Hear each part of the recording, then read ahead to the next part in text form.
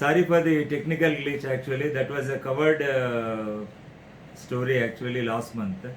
So now we are going to talk about the risk of the chronic disease in current pandemic situation, that is the COVID pandemic situation, the appraisal of foundational cardiovascular kidney metabolic risk control with SGLT2 inhibitors. So next slide please. So this is the national health policy goal actually, to ensure the 25% reduction in premature cardiovascular deaths in India by 2025 actually. You can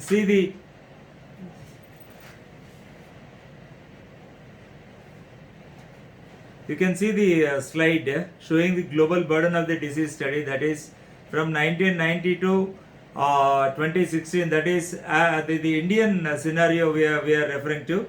This is the statistics. They are provided by the Ministry of Health and Family Welfare, Government of India, the National Health Policy 2017 actually. This is the source from where we have taken this slide. So if you get back to 1990, the cardiovascular deaths in Indian population, as the overall deaths were around 15%, and when it came to 2016 the scenario changed and it increased to 28%. So next slide please.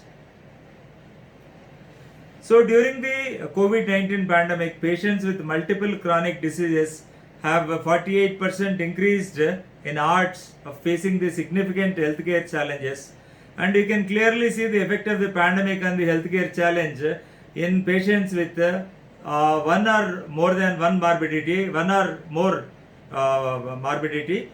And on the left hand side you can see there no significant challenge in care, that is the medical care, and on the right hand side you can see the bar diagram which shows the significant challenge in the care. That's what the blue line represents with the patients with single morbidity. On the left hand side, right hand side you see the black bar diagram that shows the patients with multiple comorbidities. That is like comorbidities are nothing but diabetes, hypertension, and the coronary artery disease, or the strokes, or the cancers. These are all the comorbidities, the non-communicable diseases. And when you take up this particular the single comorbidity, the patients with single comorbidity had 65% of this particular the number of patients were involved, and with multiple comorbidities on the left hand side it is 57, whereas on the left hand side, right hand side you find the 35 in the with the single comorbidity, and 43% with the multiple comorbidities, and you find a 48% increase in the odds of significant challenge with multiple comorbidities, where the p-value is less than 0.05, which is statistically significant. Next slide please.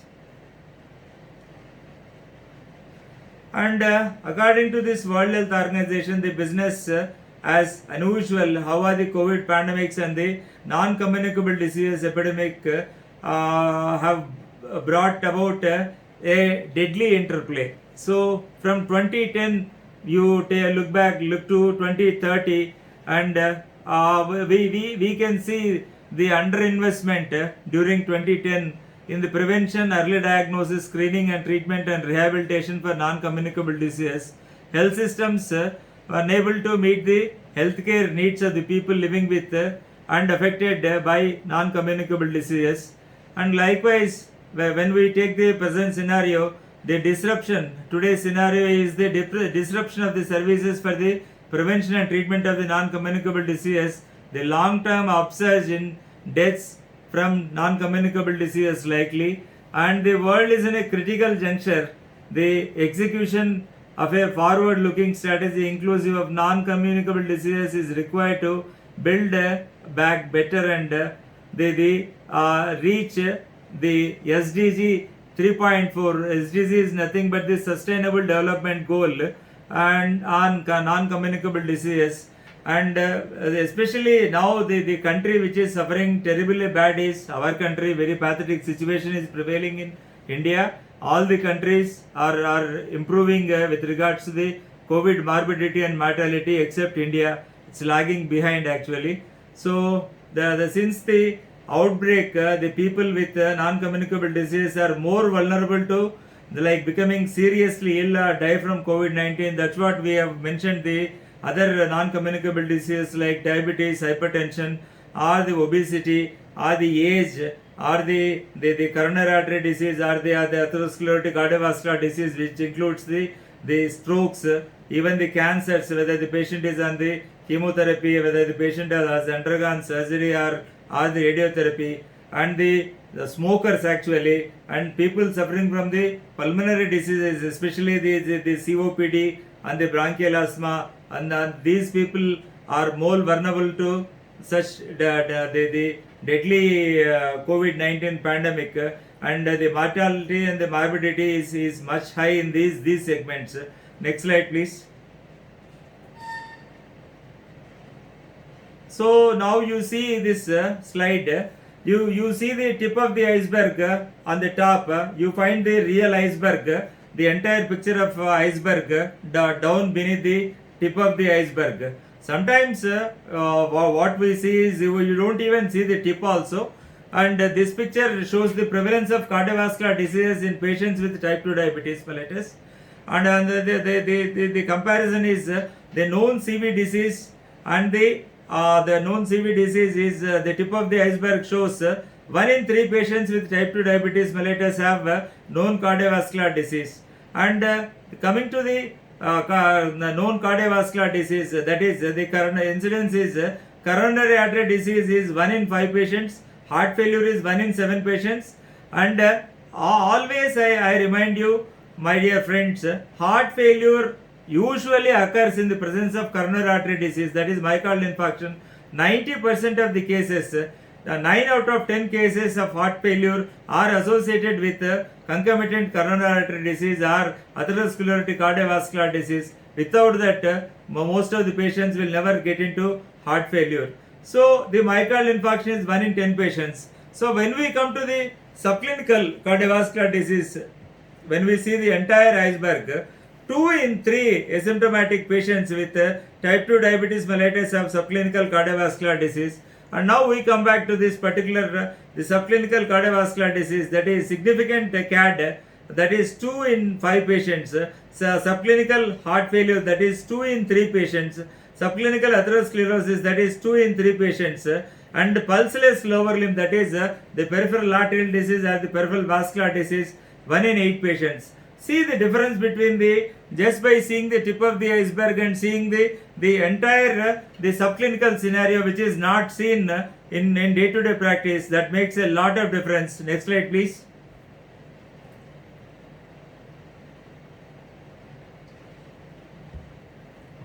And this slide shows a high prevalence of chronic kidney disease risk in India, patients with suffering from the type 2 diabetes mellitus.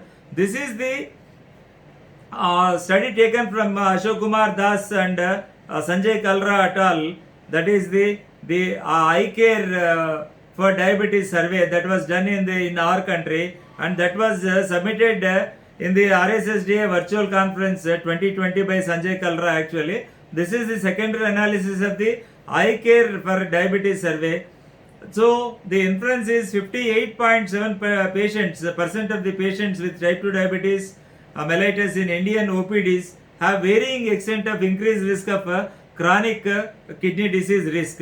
So when we see the table on the left hand side, you find the prognosis of the CKD by EGFR. Actually we have to calculate all the time the EGFR, the estimated glomerular filtration rate, and albuminuria and the risk categories according to the KDIGO, that is the kidney disease, the improving global outcomes is it's nothing but KDIGO, that is 2012, way back in 2012. You can see the albuminuria categories.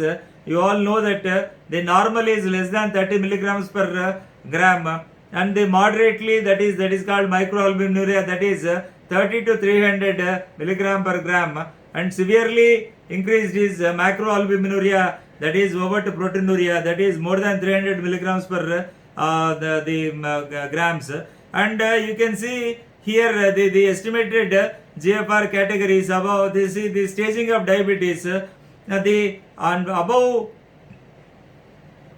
120 is supposed to be the normal one. More than 90 is stage 1 diabetic kidney disease, and stage 2 is 60 to 89 of EGFR, and 45 to 59 is stage 3A, and 30 to 44 is stage 3B, and 15 to 29 is stage 4 DKD, and below 15 is called as stage 5 kidney disease, or the end stage renal disease, or end stage kidney disease, either ESRD or the ESKD. So when we see this according to this particular the EGFR, and you find in the stage 1 around 28.2% in the normal to mildly increased albuminuria category, and 11.4% in the microalbuminuria category. That is, microalbuminuria is recently taken away by the American Diabetes Association, and it is the UACR, the urinary albumin creatinine excretion, is the term that has replaced this particular the microalbuminuria. And when you take this overt proteinuria, it is 2%. So likewise you can see the figures, and on the left hand side you can see this chronic kidney disease risk category versus the percentage of the patients. The low risk is 41.3%, and moderately increased risk is 36.7%, and high risk is 13.3%, and very high risk is 8.7%. This is data from the secondary analysis of the I Care for Diabetes survey done in our country by Ashok Kumar Das and the Sanjay Kalra et al. Next slide please. The beneficial metabolic effects with empagliflozin in patients with type 2 diabetes mellitus. So I don't find this slide, Krishna. Yeah, you have to, yes. Yeah, one after the other you can click OK, you can complete this scenario. So these are the beneficial metabolic effects with empagliflozin in patients with type 2 diabetes mellitus. This particular molecule empagliflozin belongs to the category of SGLT2 inhibitors, usually defined as the gliflozins. Actually, they decrease the visceral adiposity, they decrease the insulin resistance, thereby improves the insulin sensitivity, they decrease the chronic inflammation, and thereby decreases the oxidative process and the free radicals, and increases the beta cell responsiveness, and the decreases the hepatic fat and inflammation and fibrosis. With regards to this particular liver, that is the liver inflammation, the hepatitis or the liver fibrosis is being taken care, that is either the NAFLD or the NASH is being addressed by this particular empagliflozin, and it decreases the risk of new onset of obstructive sleep apnea, because maybe the mechanism of action is because of the weight reduction capacity of this particular gliflozins, especially the empagliflozin, to a tune of 3 to 5 kilos in a span of 3 to 5 months. It's going to take care of all my patients have reduced beyond 5 kilos actually, who are on empagliflozin, or even the dapagliflozin also. The weight reduction is very significant. Apart from the glucose lowering effect, these molecules, they reduce the systolic blood pressure, the diastolic blood pressure, and the daytime blood pressure, as well as the nocturnal blood pressure, that is nocturnal hypertension or 24-hour blood pressure. Both the pressures are being taken care, the systolic as well as the diastolic. So it reduces the insulin requirement.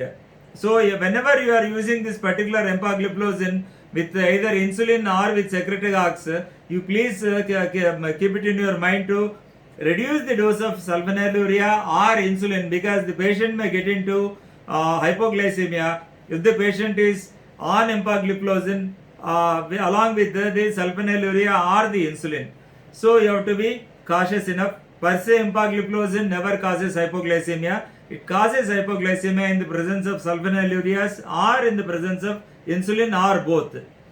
and it increases the time in range. TIR is very very important nowadays. So you should see to that the most of the time your patient is within the time range, and that is very important.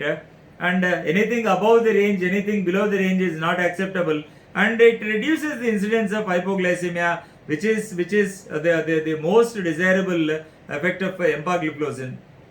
And the next slide please. So this is the glycemic efficacy with the SGLT2 inhibition.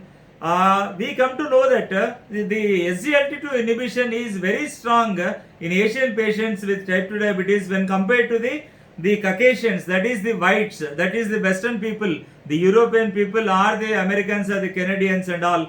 When you compare this, even the DPP4 inhibitors also, the DPP4 inhibition is more in Asians when compared to the whites. That's what the diagram shows. Actually, the left hand side, this shows the SGLT2 in the Asians. The baseline A1C was 8.2%, and the SGLT2 in the baseline whites was 8.2%. And you find a remarkable reduction by 0.96 in SGLT2 in Asians with baseline of HbA1c of 8.2. That is almost 1% of reduction in the HbA1c is seen in the Asians because of the better SGLT2 inhibition, which is lacking in the whites. That is, there was a reduction of HbA1c to a tune of 0.64 in the whites, which is statistically significant but not very significant. So it is the p-value is less than 0.05. It is statistically significant definitely. When you take this particular the study on the right hand side, you find it with the DPP4 inhibitors in Asians starting from the baseline A1C of 8.5%. It was able to reduce by 0.62%, and the DPP4 inhibitors in the whites from starting from the baseline that is 8.1 was able to reduce the A1C by 4.45, and the p-value is 0.19, which is definitely not significant. Statistically, it is not significant. Next, this was a study done for 24 weeks duration.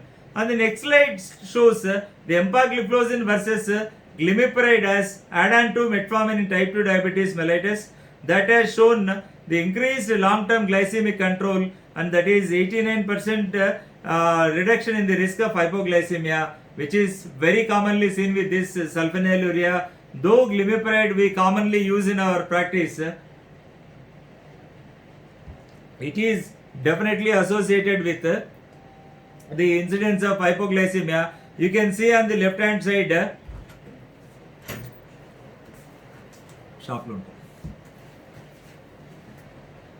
left hand side you can see the blue one is the empagliflozin 25 milligram, and the gray one, that is the brick red, is the glimepiride, maybe 1 mg, 2 mg, 3 mg or 4 mg.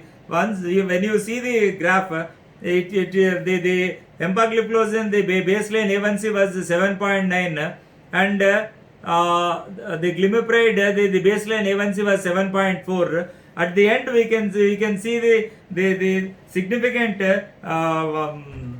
difference in the HbA1c reduction with empagliflozin when compared to this particular glimepiride with less incidence of hypoglycemia. You can see the initial dipping of this glimepiride in the brick red graph. You can see that is hypoglycemia, and followed by this graphs, the curves getting separated. You can clearly see this spurt, and this is with regards to the A1C reduction, and you can see on the right hand side with regards to the hypoglycemic events, and it is completely like it is in the bidirectional group. That is the glimepiride group had a lot of that is 27.9% of the risk of hypoglycemia, whereas this particular empagliflozin, which is in the blue, is that has only 3.1% of the hypoglycemic events. So the p-value is 0.0001, that is highly statistically very significant. So the main advantages being, we can summarize like the HbA1c reduction is more with empagliflozin, and the hypoglycemic events are more with glimepiride, and very less when compared to this the sulfonylurea. This empagliflozin group had very negligible incidence of hypoglycemia. So next slide please. And coming to visceral obesity and the waist circumference, regarded as the fifth vital sign, actually the long term decrease in the weight circumference with empagliflozin as seen from the EMPA-REG outcome trial. So you can see this, this is placebo, the black one, and you can see this, the red one is the empagliflozin, and the blue one is the 10 milligram is the red one, and the blue one is empagliflozin 25 milligram. This is seen with they compared with the placebo with both the strengths, that is 10 milligram of empagliflozin and 25 milligram of empagliflozin. That hardly made any difference. Even 10 milligram was able to reduce the waist circumference by 1.5 centimeters, whereas empagliflozin 25 milligram was able to reduce by 1.6% when compared with the placebo. So more or less, as far as this weight circumference is concerned, this particular the vital sign what we clinically measure, the height, weight and the body mass index. Apart from that, we see the waist circumference and we calculate the WHR, the waist hip circumference ratio we calculate, and that hardly shown any difference between the 10 milligram and the 25 milligram. When compared to the placebo, it is very statistically significant. 1.5 centimeters reduction is very good actually. And when once the waist circumference is reduced, automatically the cardiovascular risk is reduced. Next slide please. And empagliflozin improves the insulin sensitivity. That's what we said. The beneficial effects is that decreases the insulin resistance, thereby improves the insulin sensitivity, and the chronic inflammatory markers that works as anti-inflammatory agent in type 2 diabetes patients. And on the left hand side you can see the HOMA-IR with empagliflozin compared to the placebo, and on the left hand side you can see the high sensitivity cross reactive protein, that is the marker of the sensitive marker of the inflammation when compared to ESR. ESR is a crude marker of the inflammation, whereas the high sensitivity cross reactive protein is the very highly sensitive. That's what we measure in day-to-day practice with these COVID patients actually. And even the post-op patients also, to see whether the inflammation is reduced or not, we don't see the ESR, we just see the high sensitivity CRP only. So when you see that there is a significant reduction in the HOMA-IR, and the C-reactive protein also is very much decreased, and both the things are statistically significant. Next slide please. The empagliflozin reduced the adipose tissue inflammation versus sitagliptin as add-on to metformin in patients with type 2 diabetes. You can see the serum adiponectin on the left hand side and the HbA1c level on the right hand side, and you can see this particular the empagliflozin group compared to the sitagliptin group, where you find the much reduction is seen with this particular sitagliptin, so which is not a beneficial factor. So serum adiponectin was increased by this empagliflozin. So this is a beneficial the effect of empagliflozin, which is again statistically significant. And when coming to this HbA1c is like the baseline was 7.7%, and the empagliflozin decreased by 0.72%, whereas the sitagliptin decreased by 0.70, which is not statistically significant. But more or less the reduction was similar to that of sitagliptin when compared to the empagliflozin. So next slide please. So this is coming to the liver parameter. Actually, the role of empagliflozin in non-alcoholic fatty liver disease, that is NAFL2 NASH, that is non-alcoholic steatohepatitis. Possible histological improvements in NASH at 6 months in patients with type 2 diabetes. You can see with all the parameters except the progression to cirrhosis, all like the improvement in the steatosis and the improvement in the lobular inflammation, the improvement in the hepatocellular ballooning, and the NASH resolution without worsening of the fibrosis, and the improvement in the fibrosis and the resolution in the fibrosis. In all the parameters, the empagliflozin has proven to be much superior when compared to the placebo, and all are statistically very significant except this particular progression to the cirrhosis, where it is not significant, not seen. The progression to cirrhosis, the empagliflozin did not show any benefits actually. Next slide please. So again, empagliflozin reduces the risk of new onset obstructive sleep apnea in patients with type 2 diabetes and the cardiovascular disease. Why obstructive sleep apnea is so important is that is inversely related, proportional to this increased incidence of cardiovascular disease. So you have to meticulously control this particular obstructive sleep apnea, which is commonly seen in the obese patient who snore a lot in the night time.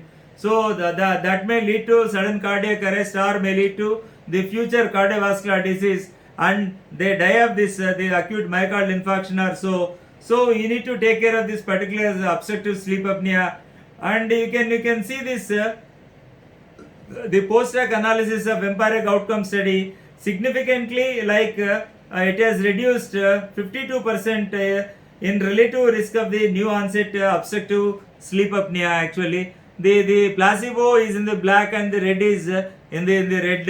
Is the pooled empagliflozin. You can see the curves getting started. They getting separated even from the beginning also, and you find a very significant reduction in the new onset of obstructive sleep apnea in patients with type 2 diabetes and the cardiovascular disease who are on empagliflozin. This is taken from the post-hoc analysis of the EMPIRIC outcome trial. Next slide please. And this is a wonderful slide showing the vascular euphoria. This is the cardiovascular effects of the SGLT2 inhibition. So, and let us come to this particular terms, that is very low, low, moderate and high.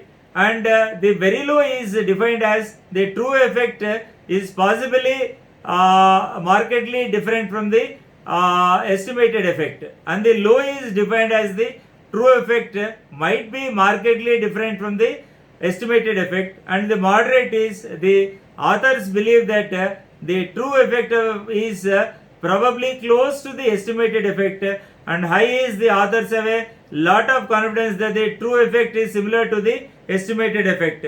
This is like it shows like we come from the top, the endothelial function improvement it is low, and the utilization of energy substrates it is low, and the pressure and volume offloading is high, the hemo concentration is high, the oxidative stress reduction is moderate, and the reverse LV remodeling is moderate, which is this is very important.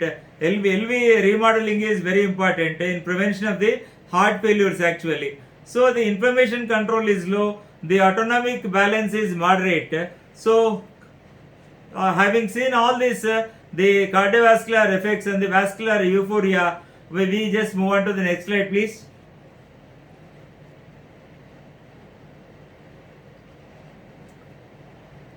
The empagliflozin improved achievement of systolic goal blood pressure in patients with resistant hypertension. That is again the results are from EMPIRIC outcome. The systolic blood pressure goal achievement in patients with resistant hypertension, the type 2 diabetes mellitus and the cardiovascular disease. Empagliflozin used for 12 weeks improved odds of achieving goal systolic blood pressure of less than 130 millimeters per mercury by 69%. You can clearly see this, the bar diagram.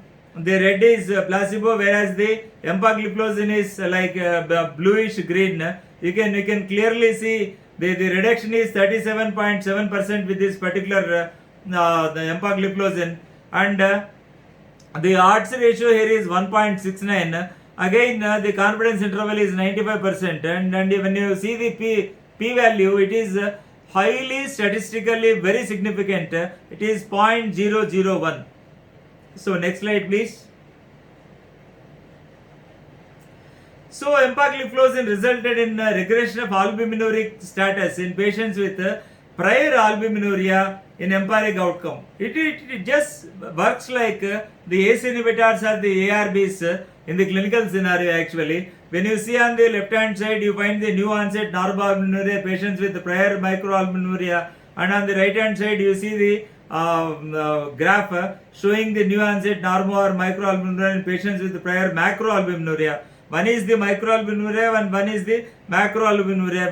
When compared with the placebo, that is the blue, the red one, the empagliflozin is shown like the 43% increased likelihood with empagliflozin, and the coming to the right hand side, it is the 82% increased likelihood with empagliflozin. You can clearly see the spot in the curves actually.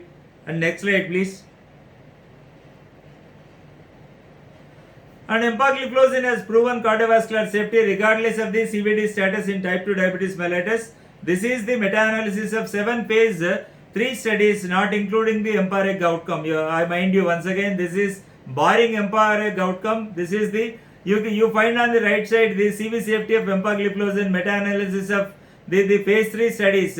When you compare this particular the 4-point MACE as well as the 3-point MACE and the cardiovascular death and hospitalization for heart failure, you find that the placebo is in the bar diagram. Black bar diagram is the placebo and the bluish green is the empagliflozin. When you compare this cardiovascular death with the hospitalization for heart failure, the placebo was 8.2, whereas the group on empagliflozin had only 2.9%. And when you come to the 3-point MACE and the 4-point MACE also, you significantly find the difference. You know what 3-point MACE and 4-point MACE? I would like to just clarify for your information. The 3-point MACE is nothing but major adverse cardiovascular events, and the 3-point MACE is the first point is cardiovascular death, second point is non-fatal MI, and third point is non-fatal stroke. This is called 3-point MACE. When added to that, if you have a hospitalization with unstable angina pectoris, that is called 4-point MACE. And when that is when it is coupled with hospitalization for heart failure, or whether this PCI is done, that is called 5-point MACE. In all the regards, there is a significant improvement with empagliflozin, whether you take the 4-point MACE or 3-point MACE or even the cardiovascular death and the hospitalization for heart failure. And when you see on the left hand side, you find the decrease of coronary artery disease. You can see the placebo is 15.5%, whereas the empagliflozin group, the number you can see, that is the placebo, the subjects are 1502, whereas the number in empagliflozin group is 2770. So the reduction of coronary artery disease by 13.4%, whereas the PAD, that is peripheral artery disease, by 2.6%, and the cerebrovascular disease, that is the stroke and all, is by 5.9%. Next slide, please. And in patients with type 2 diabetes mellitus and atherosclerotic cardiovascular disease, that is EMPIRIC outcome, the empagliflozin conferred early and sustained decrease in the risk of cardiovascular death. On the left hand side, you can see the overall study population, that is 38% risk reduction, whereas in the Asian patients it was seen like 56% of the risk reduction. So overall is little bit low, because we already said that when the comparison comes between the Asian, we are called Asians and we are Asian blacks also. Southeast Asian, especially the Indian subcontinent is called Southeast Asian belt. And when we compare this with the Caucasians, you find a good SGLT2 inhibition and also a good DPP4 inhibition. So the efficacy of the drug is very much more in terms of efficacy when compared to the Caucasians. And on the right hand side you see the purely that is seen in Asian patients with 56% of the risk reduction, whereas the overall study population has shown only 38% of the reduction in the risk reduction. Next slide please.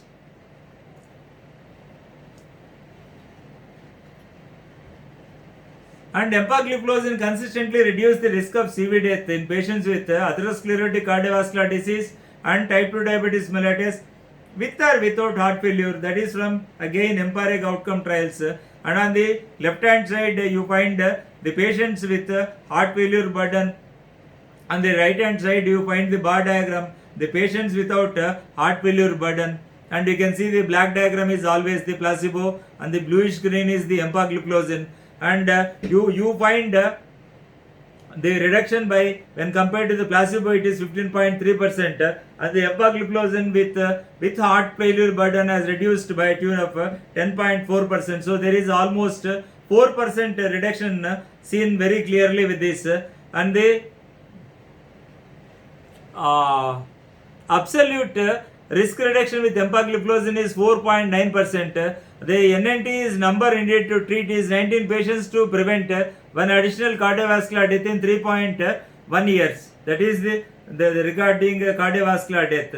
And when we come to the right hand side, when we see the without heart failure burden, again the placebo is in the black, again the empagliflozin is in the bluish green. So you find 4.2% with the placebo, whereas the much reduced it's 2.7% without heart failure burden. So patients without heart failure burden, the absolute risk ratio with empagliflozin is 1.5%. A number needed to treat is 66% to prevent one additional cardiovascular death in 3.1 years. So when you summarize this particular slide, the empagliflozin has shown the more beneficial effects in the patient subset with the heart failure burden. It was very efficacious when compared to that without the heart failure. Next slide please.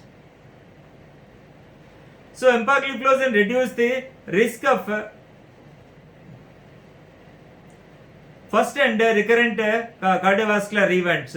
The patients with type 2 diabetes mellitus and the atherosclerotic cardiovascular disease, again from EMPA-REG outcome, the 21% reduction in the risk of myocardial infarction events with empagliflozin with placebo. You can very clearly see that which favors, this is all favoring and it is moving towards the left side that favors the empagliflozin, and nothing is in favor of placebo. Next slide please. When you take this particular, the major adverse 3-point measure or the other parameters, and by treating 6 patients with atherosclerotic cardiovascular disease and type 2 diabetes with empagliflozin, one additional hospitalization or death can be prevented in 3 years. The number needed to treat is 5.4 actually. You can very clearly see that in this particular this is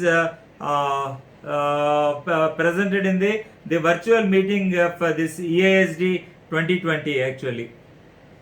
Next slide please.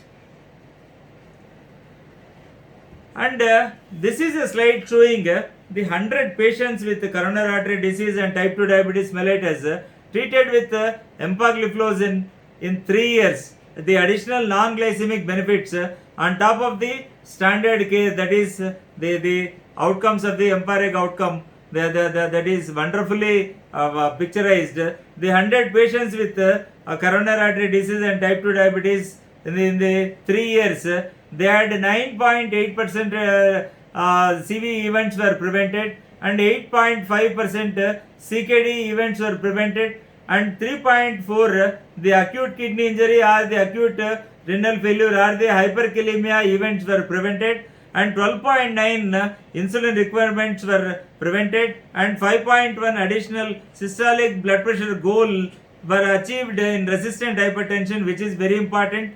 And the 5.5% edema and new onset of obstructive sleep apnea events were prevented, and 3.4 total additional life years were gained. So these are all the major beneficial effects.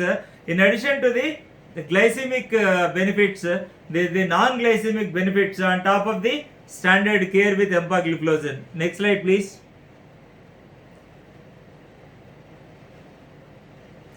Same, the cardiovascular outcome trials with the SGLT2 inhibitors in the type 2 diabetes mellitus. That's what from 2015 to 2020. This is the summary. The EMPA-REG outcome is with empagliflozin. The CANVAS is with canagliflozin. The declared TIMI 58 is with dapagliflozin, and the CREDENCE is again with the canagliflozin. That is the renal outcomes with this canagliflozin. And VERTIS CV is the cardiovascular outcome trial done with this another gliflozin which is not available in India, that is ertugliflozin from Merck actually, which has disappointed in meeting the primary endpoints. maybe because the inclusion criteria was the established cardiovascular disease in EMPA-REG outcome and the VERTIS CV you compare, it is 100% of the patients were with established cardiovascular disease. Maybe that is the reason the empagliflozin has shown a considerable reduction in this particular trial, whereas the primary endpoint was not met with this particular ertugliflozin. Though it was able to reduce the heart failure or the hospitalization for the heart failure, it was not able to meet the primary endpoint, that is 3-point MACE. Next slide, please.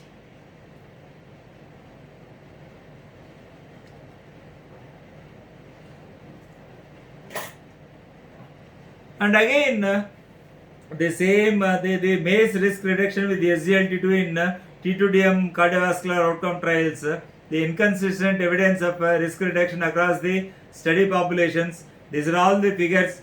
Yeah, next slide, please.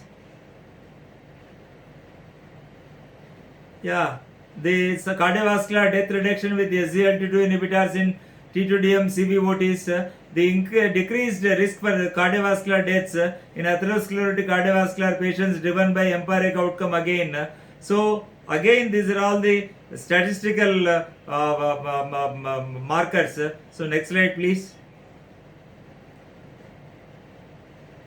Yeah, this is also nothing but statistics. All-cause mortality risk reduction with SGLT2 in T2DM CVOTs, and the decreased risk for all-cause mortality. ACM is nothing but all-cause mortality in atherosclerotic cardiovascular patients driven by EMPA-REG outcome actually. So the benefits of EMPA-REG, the empagliflozin are very well seen when compared this with this dapagliflozin or the canagliflozin.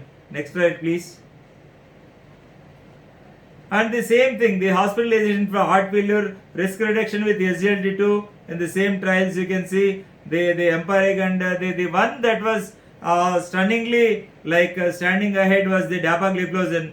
It showed it's a wonderful results were drawn from this the DAPA-HF trial actually, not from declared TIMI, but DAPA-HF has shown promising results with regards to this the heart failure and the hospitalization for the heart failure.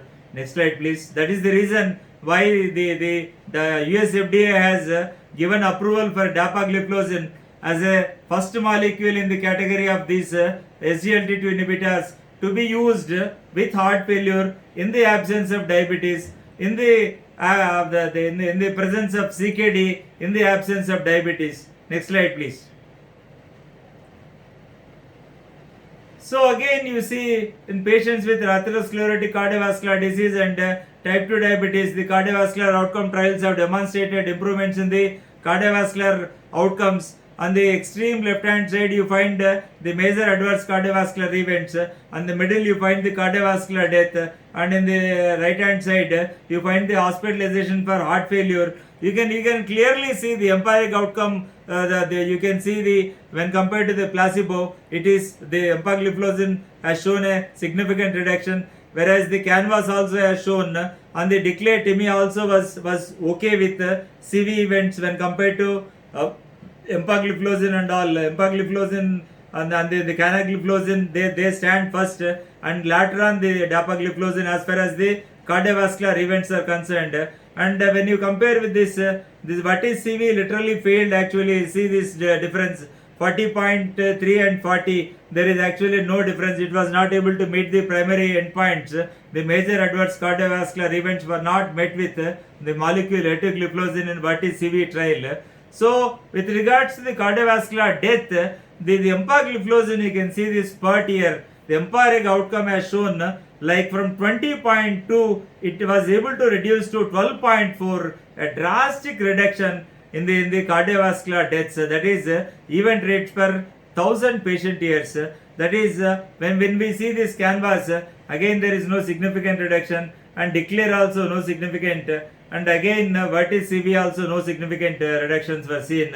And when it comes to the hospitalization for heart failure, every molecule has succeeded in a better way, and you can see this the empiric outcome trial. You find a drastic reduction in the incidence of the heart failure or the hospitalization for the heart failure. Here they have shown the canvas and all, but they are not supposed to show the declared TIMI. Here they are supposed to show the particular the DAPA HF study, which has shown beyond doubt the reductions in the heart failure or reductions in the hospitalization for the heart failures was so drastic and so dramatic. So now to start with the empagliflozin and the canagliflozin and the dapagliflozin and all the gliflozins, they started as the endocrinologist product or the diabetologist product or the clinician's product or the primary care physician who is dealing with diabetes, and eventually it has evolved as the cardiovascular the benefits. The cardiologist they claim that it is our molecule because we are using in only the diabetic population, whereas the cardiologists are using in the diabetic setup with heart failure, and even the heart failures in the absence of type 2 diabetes also it has been approved. They are using extensively this particular the standard protocol of heart failure. As all you are aware, you know that it starts with either ACE inhibitor or ARB. The first pillar is ACE inhibitor or ARB. You can never combine both, either of these, okay, either ACE inhibitor or ARBs. And second one becomes the beta blocker. The third one becomes the ARNI, that is valsartan and the sacubitril. And the fourth pillar is again MRAs, the mineralocorticoid receptor antagonist, that is the spironolactone and the eplerenone. And the fifth pillar nowadays, all the international guidelines for treatment of algorithm for heart failure have included SGLT2 inhibitors. Especially the empagliflozin and the dapagliflozin have been included in the algorithm. The simple funda is start and stay, that is to start with, and you don't need to titrate the dose, you don't need to wait for anything. All other they require, even the RNA that requires some sort of dose titration, even the MRS also they require some sort of dose titration, whereas you don't require to titrate the dose. You start with 10 milligram of empagliflozin, you escalate to 25, or you start with 10 milligram of dapagliflozin. You just you can start it at any point of this 5 pillars. I said SGLT2 can fit into any of these pillars, like even with ACE inhibitors you can start, or with the ARBs you can start, with the beta blockers you can start, with the MRS you can start, even with the RNA also you can start. So you find a remarkably significant reduction in the risk reduction of heart failure or the HHF, that is hospitalization for the heart failure, with this particular two molecules, the empagliflozin followed by the dapagliflozin. And next slide please. So again the SGLT2 agents have demonstrated a meaningful of 40% improvement in the chronic kidney outcomes regardless of the T2DM status. That is the reason why the US FDA has given approval for this the dapagliflozin. Seeing the DAPA CKD study, which was stopped in the March 2020 and the US FDA literally asked these people, the dapagliflozin, the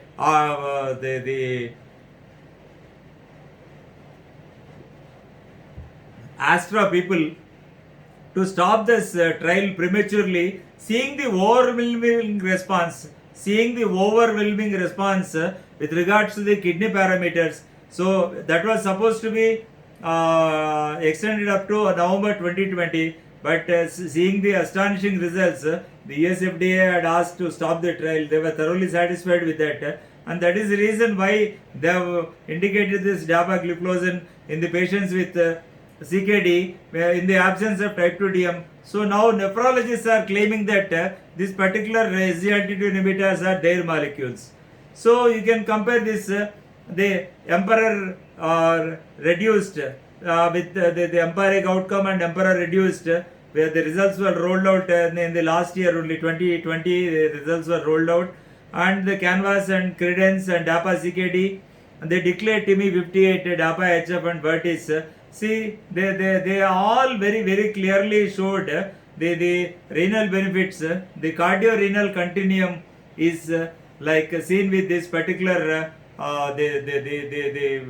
intervention with this particular SGLT2 inhibitors. You can break this cardio-renal continuum at this particular point. Next slide, please.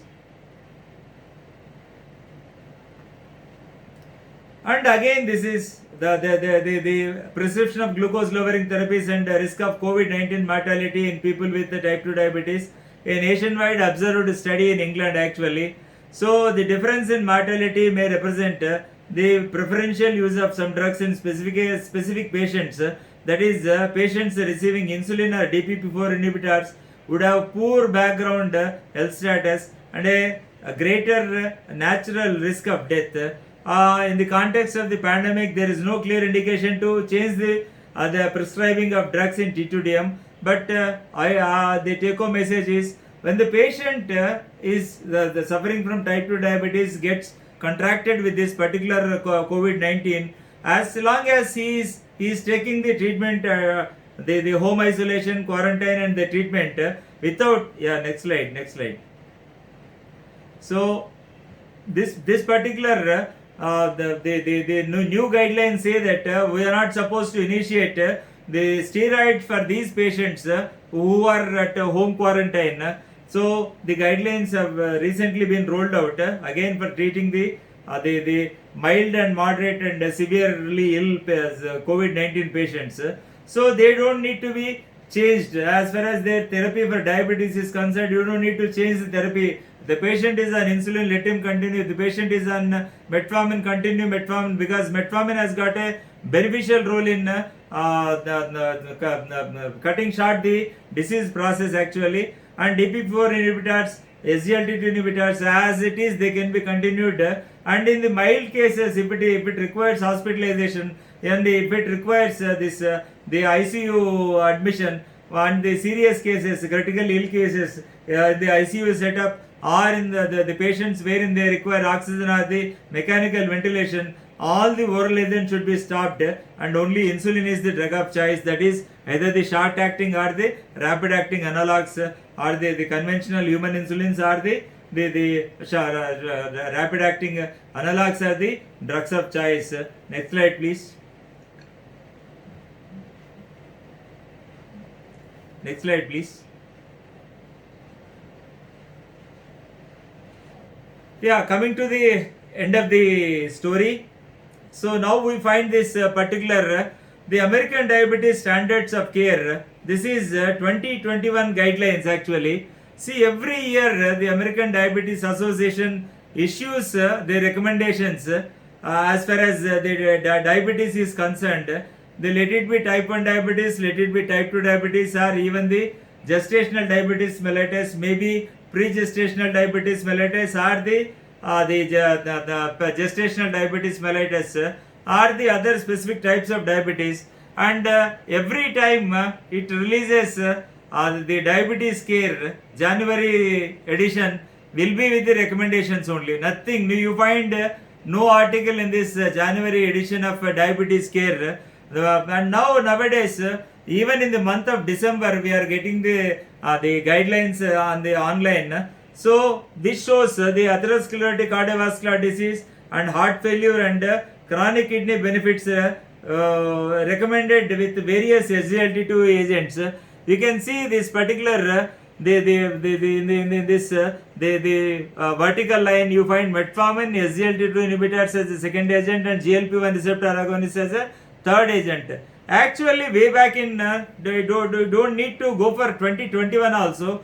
Way back in 2019, European Society of Cardiology has first said that in case you find that the type 2 diabetes patient is at risk of developing atherosclerotic cardiovascular disease, or at risk of atherosclerotic cardiovascular disease with or without metformin, you can straight away go for either the GLP-1 receptor agonist or SGLT2 receptor, the SGLT2 inhibitors, or combining the both. That's what the European Society of Cardiology said it in 2019. And afterwards, in coming to a common consensus, the European Society of Cardiology, along with the European Association for the Study of Diabetes, they have jointly released the recommendations saying that the de novo type 2 DM, the newly diagnosed type 2 DM patient with or without metformin can be put on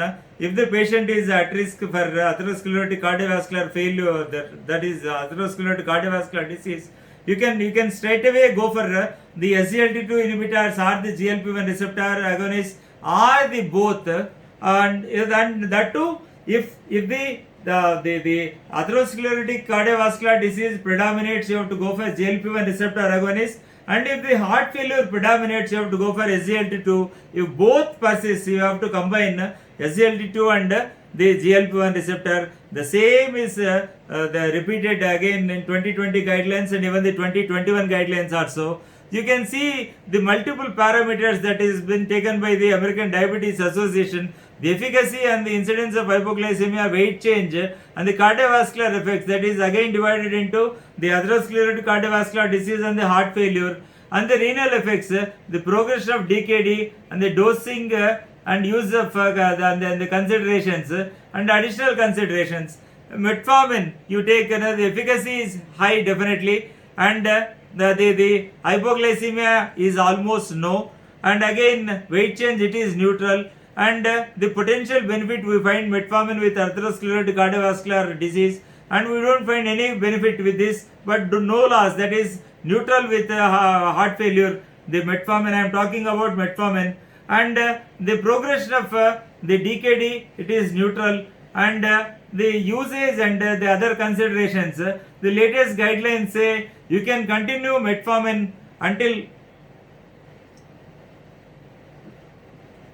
the EGFR less than, not less than, above 30 ml per minute per 1.73 meter square of the body surface, and if the patient is on metformin, you can continue until EGFR 30. If the patient you are putting the metformin in a new patient, you have to see the EGFR and you have to start metformin above the level of 45 ml per minute only. So likewise, SGLT2 inhibitors, the efficacy is intermediate and the hypoglycemia absolutely no, whereas the GLP-1 receptor agonist, the efficacy is high because the reduction of A1C is more than that of SGLT2 inhibitors, and the hypoglycemia is virtually no with the SGLT2 inhibitors and this thing. And weight change, there is weight loss with SGLT2 inhibitors and GLP-1 receptor agonists. As far as the atherosclerotic cardiovascular disease is concerned, you can select the empagliflozin followed by canagliflozin, and heart failure you can start with empagliflozin or canagliflozin or dapagliflozin actually, and the progression of DKD you find a positive benefit with these gliflozins, and the dose has to be like you cannot go below 30 ml per minute as far as the SGLT2 inhibitors are concerned. And with GLP receptor agonists again the same, there is weight loss, significant weight loss, even more weight loss when compared to the SGLT2 inhibitors with this GLP-1 receptors.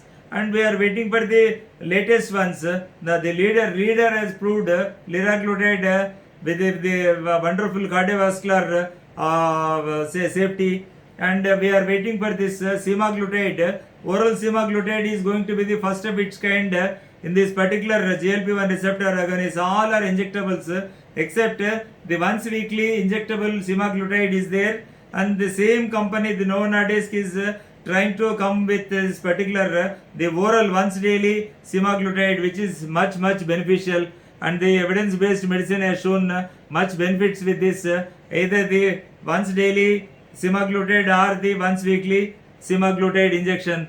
So this is all the story about this the SGLT2 inhibitors along with metformin. And the core message I give to my colleagues is, if you want to start this particular group of the gliflozins, the SGLT2 inhibitors, you start early in the disease course, because if you wait still further, you may not be able to start this particular agent to that particular patient, maybe because of various reasons, because of the massive decline in the EGFR. Maybe the patient is not an eligible patient to receive this particular the empagliflozin. So the best method is the funda is hit early, hit hard. That is the funda. So start with not the simple one medicine like the no monotherapy for diabetes. Don't go for metformin.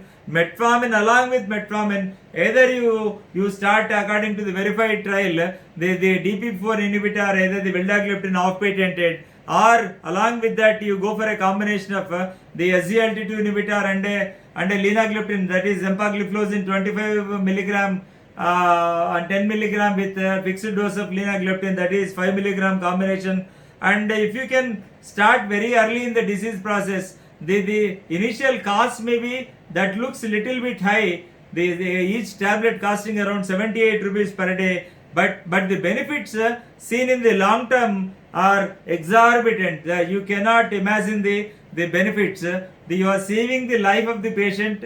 You are trying to cut down the complications, long-term complications, that is the cardiovascular complications, like maybe the atherosclerotic cardiovascular complications or the heart failure complications, so which may require lot of money, even seen in this particular in terms of the PCI, the stenting, or the CABG, that is coronary artery bypass graft, and even the kidney parameters also. When you go for dialysis, it's a cumbersome procedure, it's a costly procedure. When you go for the kidney transplant, that's a very costly procedure and highly unsuccessful. You have seen what happened to the great leaders, Sushma Swaraj and Arun Jaitley. They succumbed to death. They were already diabetics, they had hypertension and all the risk factors. Both of them went for kidney transplant. Exactly after 1 year, they died. They succumbed to death.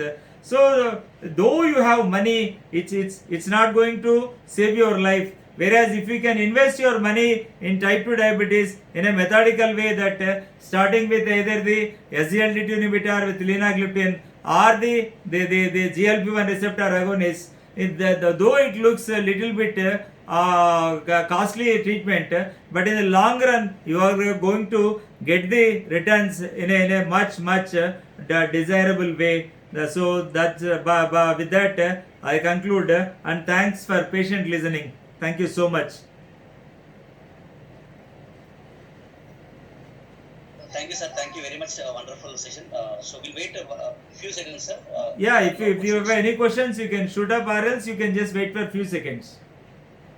Yes, sir. So other doctors, if you have any queries, please post in the chat box. Otherwise, you can unmute and speak.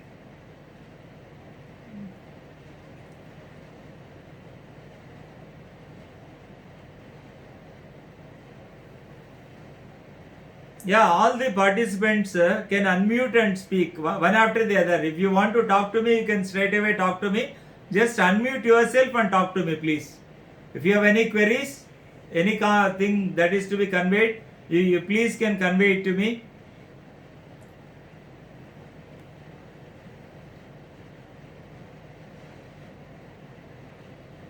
And I welcome suggestions and criticism also.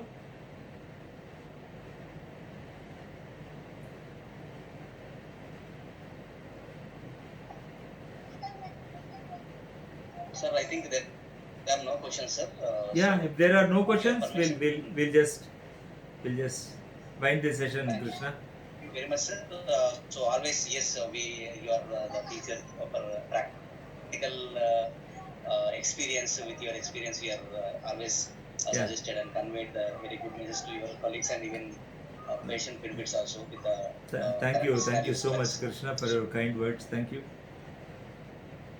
So definitely we will look forward to connect with you many more meetings like Yeah, this. yeah, So many more, yes, many it's more. my sincere apologies Yeah. for the technical glitch which was happened. We will take it. Yeah. These don't mean Yeah. coming. Technical sir. glitches should not be repeated. Okay? Yeah, definitely, sir. Yeah. My sincere apologies for that. Yeah, no Thank problem, you, sir. Krishna. Not an issue. Yeah. Thank you. Let us wind up this Take it, sir. session. Please Okay? take it. Yeah. Thank you, sir. Thank you so much.